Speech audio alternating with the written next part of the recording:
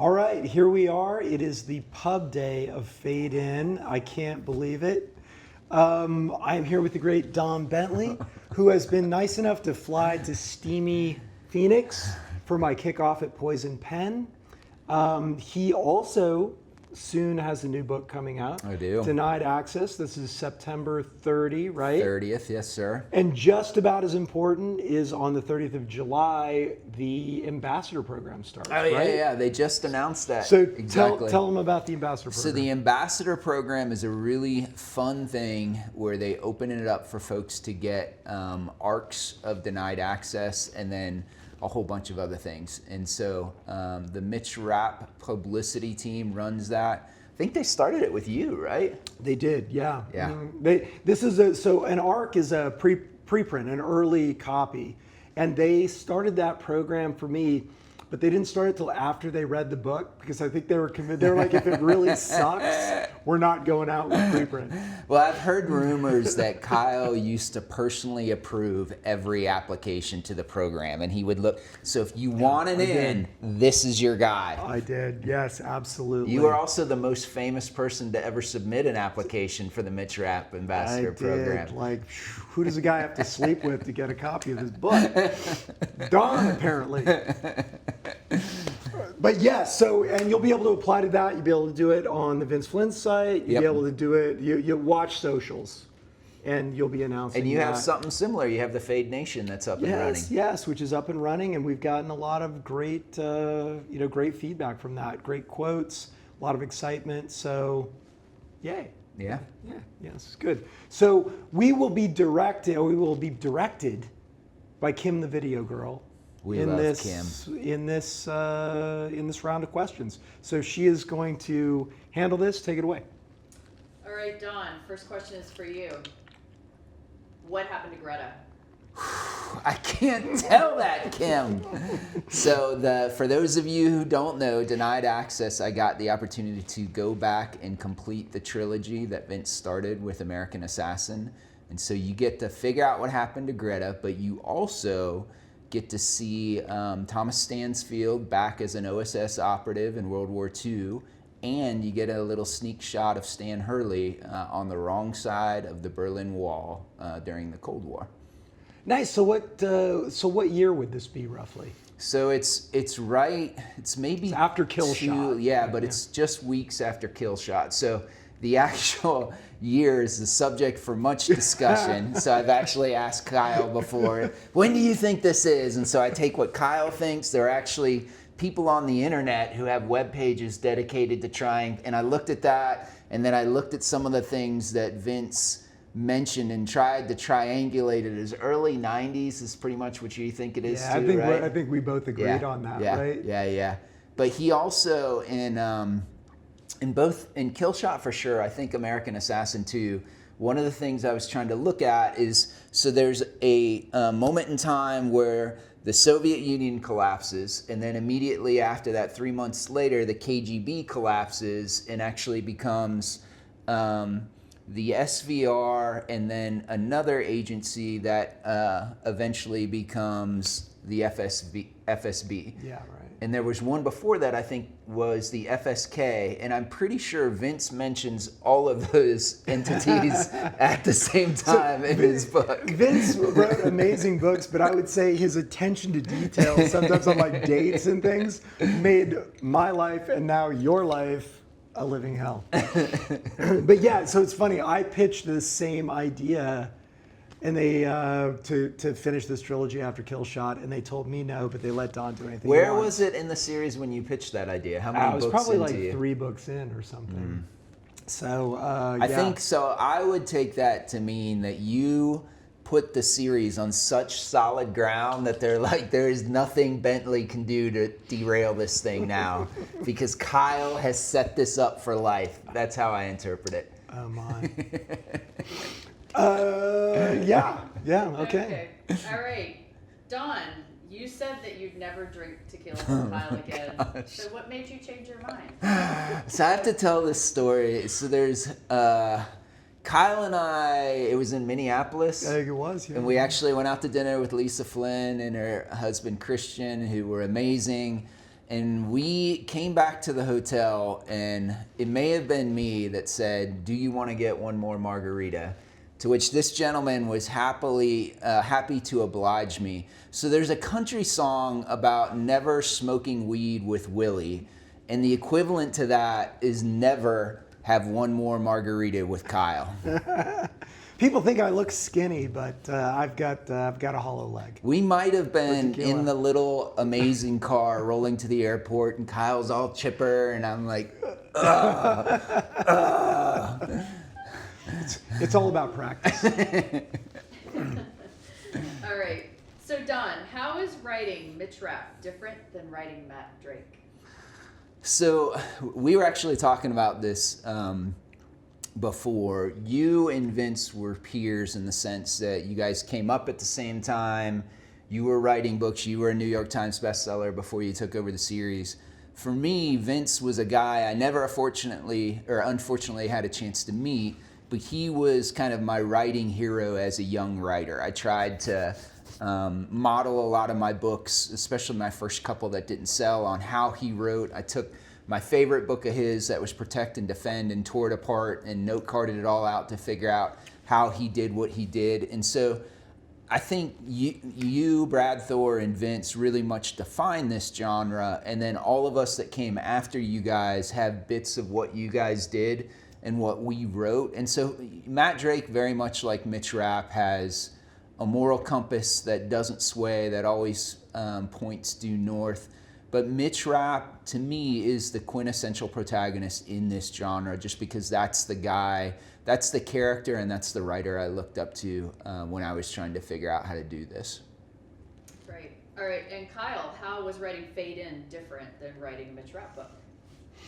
Yeah, Fade In's moral compass is made out of spaghetti, well-cooked spaghetti. Yeah, it's really is interesting because you've got this, and Don will tell you, you've got this universe with Mitch Rapp that is so long. I mean, goes back to basically when he was senior in high school, right? Mm-hmm. And so you have to be true to that. All the characters have personalities. They all have relationships. All these things have happened. And so writing Fade In was really interesting because in a way it's baggage, but on the other hand, it's like this really rich thing that you can build out of. You have all these old characters and everything from the Mitch Rapp universe. So it's a blank slate. You don't, with Mitch Rapp I remember when I started, it was 6,200 pages long, that series, in paperback. And that was, so you were starting 6,000, you wrote 6,201. That was your first page. With Fade, it's like the blank page. And you can do anything you want, which is in some ways great and sometimes a little paralyzing. Thought, wow, maybe a romance. All right, well, Don, stylistically, how have you changed the Mitch Rapp series from, say, when Kyle was writing the series? So Kyle, in my opinion, you can tell me if you think I'm crazy, you take a very analytical approach to your writing from the standpoint of, like, for The Survivor, you talked about it being a forgery from the aspect of you spent so much time looking at The Last Man and really tried to mirror Vince's language and syntax, and he went to crazy degrees to say, almost to how often did Vince use this word or this sentence structure or something like that. When I got to write in another universe for the first time, it was the Tom Clancy books. And so my editor at the time kind of gave me the opposite advice. And he said, hey, you can't write like Clancy, and so don't try to. And he's like, what I want you to just do is to write fan fiction in that universe. And so I knew my first book, and apparently my second one too, that's about to come out, actually took place before Kyle started writing them. And so I read Vince's books over and over and over again, just so that I knew I couldn't write in the same manner that he did, but I wanted to make some of those instinctive choices maybe the same way he did, because it had been influenced by me writing his books over and over again. And so I tried to go back to Kyle did a fantastic job of broadening Mitch, of giving him more of an arc, of giving him kind of a pseudo family, of expanding him. I got to go back to kind of that basic, very guttural's the wrong word, maybe visceral version of Mitch when he was young and he was inexperienced and he was still trying to figure things out. And so to me, it's really interesting because it's the same character, but you have taken him in a very different direction. Not a different direction, that's not fair. You expanded him from where he was when Vince left him. So it was kind of fun to go back to where he was, you know, as a young assassin trying to figure things out. Sure, he's right about everything, but maybe he's not yet. And so in some ways, it's kind of like when you have Colgan told me again when he read Capture or Kill, he's like, the hardest thing about writing a character like Mitch Rapp is how do you put him in jeopardy? How do you make the reader believe, kind of like Superman, right? That Superman is actually in jeopardy. And so for me, one of the things I got to do that was different than you, because you wrote an older Mitch and probably certainly different than Vince's later books, is to put him when he doesn't have the entire world figured out yet. And so, you know, that was kind of a way, his youth or his inexperience was kind of a way of putting him in jeopardy. Yeah, because I mean, I have to say Kill Shot's one of my favorite books that Vince wrote, because it was the most sort of human. Mitch Rapp was the most human, and I love the fact that he really wasn't that good of an assassin yet. And Vince had such a way of making that arc of his life feel real. Yeah. It's kind of the, you know, like you said, he's still trying to figure it out. He isn't very good at it yet. He screws up, and then he becomes the very seasoned, you know, master of his universe that he became later in life, as hopefully we all do.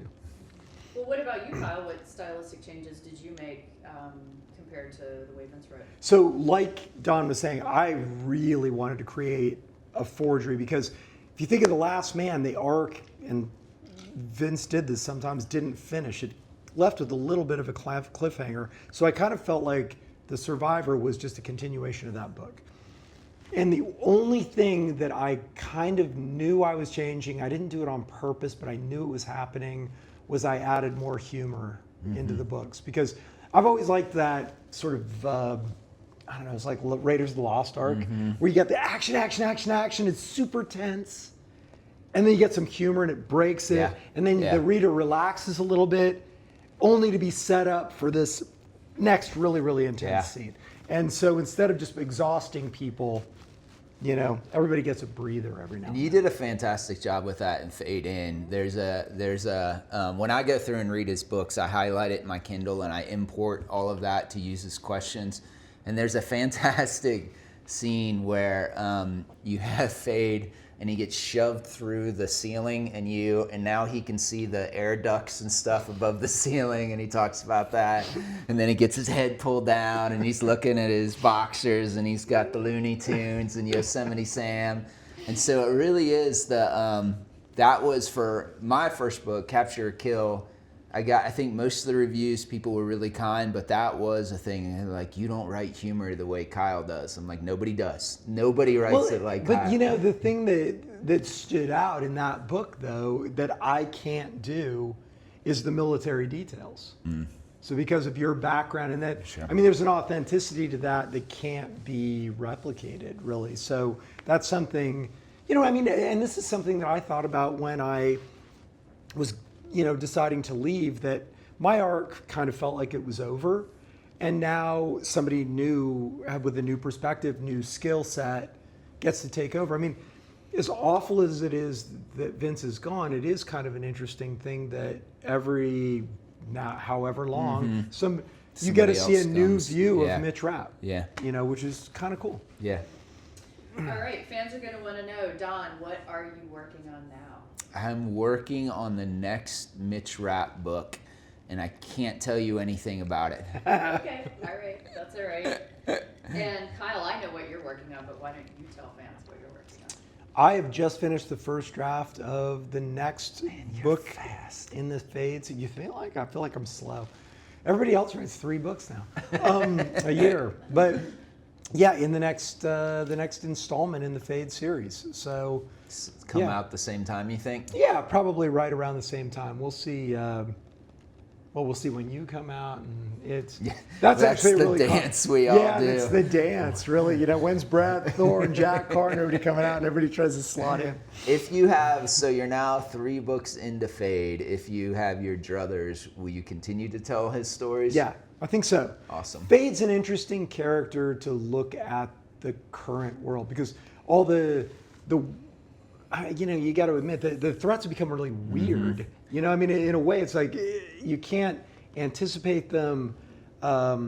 It's technology. It's internal. In the battle between the left and the right in the United States, it's people doing crazy things like Hamas and Russia. You need somebody that's got a dark sense of humor and a bit of a philosophical bent, or else it can get really, really black. Yeah. really fast, you know? Yeah, you want to write thrillers that are fun to some extent. You want people to feel like maybe they should crawl under their bed and hide, but not too much, or else it becomes depressing.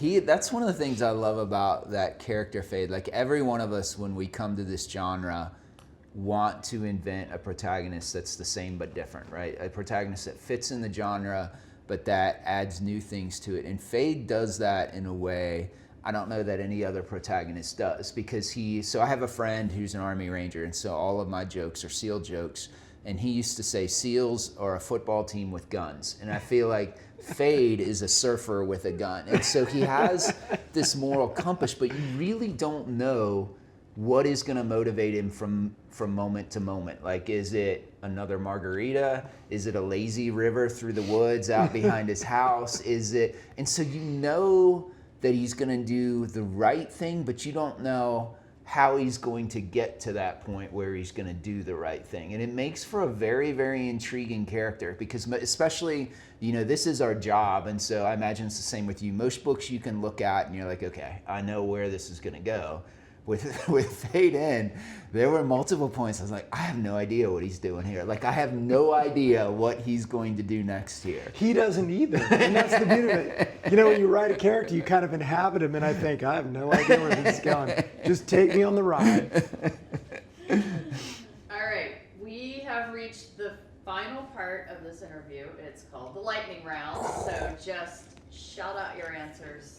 Let's see where we go. All right, who goes first though? We'll get Don go. Don goes yeah, first. Well, whoever has. He's the guest. Okay, Don. Levi's or Wranglers? Levi's. Kyle. I am shocked.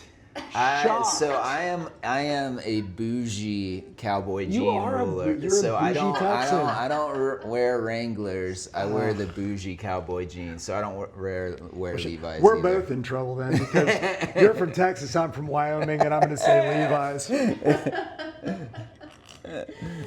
All right. Pantser or outliner? I can answer for both of us. Outliner, pantser. And you got to tell them about your famous outliners, because it's not like a 3-page outline. It's a 40,000 word it's outline, like 35, right? 40,000 words, yeah. It's great though, because I have a little multiplier. I'm like, if you turn this into one word into 2, you have a novel. So it's like, remember high school when you were like, you had to make as many words as you could to get to 1,000? That's me. I have to say, if there's anybody out there that's an inspiring author, you want to take over a series after Kyle Mills, because he is maybe Fade in 5-10 years when he's done. You can take that over because he is so well organized. He sends you a Google Drive link, and in it are all of Vince's books, the list of all the characters, the Bible, the plots, everything you would need to write in this. And all those stupid ages. Yes. It took me forever to calculate. Yes. Because you're literally looking at some of these characters, you're like, he had an iPhone 7, and that came out in because Vince would never tell you exactly, but you need to know as the writer. Yeah. Well, I have a follow-up question to the Pantser group here. Do you ever write yourself into a dead end, or do you just suddenly write and you don't know where it's going and you have to throw that away and start over? Like, how does that work? Yeah, so I think you get better. So this Mitch Rapp book will be my 11th published novel and my 14th overall. And so I think your instincts start to get better and you do that less. But I will still, about every 20,000 words or so, I'll get stuck. And so I'll go back, read those, note card it out. I like the Save the Cat beats. And so I'll note card it out, put it next to the Save the Cat beats and try and figure out where I'm going next. Denied Access is only the second book in 10 that I've done this, where I got stuck, but I knew what the climax was going to be. And so I wrote the climax and then wrote a little bit before that and then wrote and actually made my way back sort of to where I was stuck. Now, when I was first starting out and I would try that to what Kim was asking, I would get completely backed into a corner and throw away, 10,000 words or 15,000 words. But I hopefully as you do this, you get better. Do your outlines get shorter because No. Yeah. And then I don't follow them, which is really funny. Yeah, but what it does is, though, I know the story and I know the characters. Yeah. So when Fade goes off on a winger, it's okay. I can bring him back. But it's an interesting. I mean, it's interesting how that can happen to you. But I don't. In a way, it creates creativity because you're like, wow, I've really backed myself in a corner. How do I get out of it? And I have this big mountain, Shadow Mountain, that I walk up. I'm like, I will not stop walking up this mountain until I figure out this problem. But don't you think too, like that is part of the trick in not delivering a new episode of the A-Team with this new book, that you challenge yourself or you push yourself. And so some of the ways you do that as a writer is put your characters in really hard situations that you don't know how they're going to get out of. Exactly. Yeah, absolutely. All right, Don, how many... That was enlightening. I know, that wasn't lightning. Kim's like, stay with the program, people. Sorry, I just had to ask. How many rejection letters did you get when you tried to find an agent? All of them that are possible. In fact, Scott Miller was my agent until he recently passed away. He rejected me not once but twice with 2 different books. And so I had you remember, obviously you started before I did. You probably got your first agent, the first person you wrote to, right? They just said yes, because I'm Kyle Mills. So it did not happen that way with me. And so I actually had a stack of good rejections that I kept for years, and I would read through them and be like, okay, I'm almost there. This person thinks I'm sort of there. Maybe I should try them again. But I had many, many, many rejections for sure. You had none. Yeah, Say it. Tell them how many. None. How many you have. None. So I had so many rejections. I put up a cork board, like bulletin board, with a couple of tacks next to my computer, and I wrote "The Wall of Shame" across the top, and I kept sticking them to it, and it eventually got so heavy it fell. Are you serious? Yeah, The Wall of Shame fell. Did you sell your first novel though? Yes, eventually. Did Kim go out with you the first time you asked her? Yes. Yes. Of course. Yes. Of course. Yes, I did. Yeah, but that was so long ago that I had to try to find her number, and my wife's her maiden name is Gross Close, so try spelling that. And this is back when you had to what was it, no, it's not 911. What was it?